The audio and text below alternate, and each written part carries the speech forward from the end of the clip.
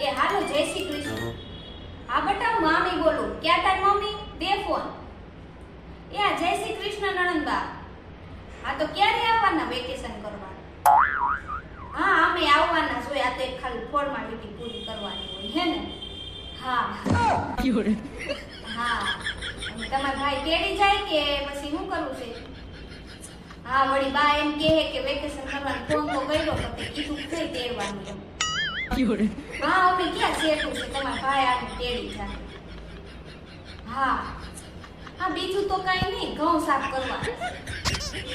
હા એ તમે આવો ને ત્યારે આપણે નણંદ ભોજન કરી નાખીશું. હા બાકી રહેતા છે. અમે બા ક્યાં કઈ કામ કરાવે છે, કીધું તમે આવો તો આપણે બે કરી નાખીને એમ.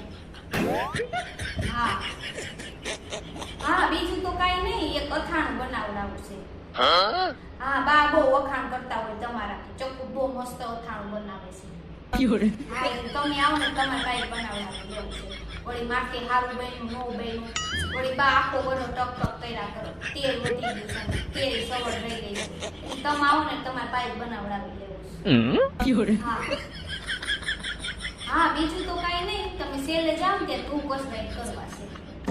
હા ઈ તો સેલે જાઓ ત્યારે હા એટલે થઈ જાય ને ઉપાડી.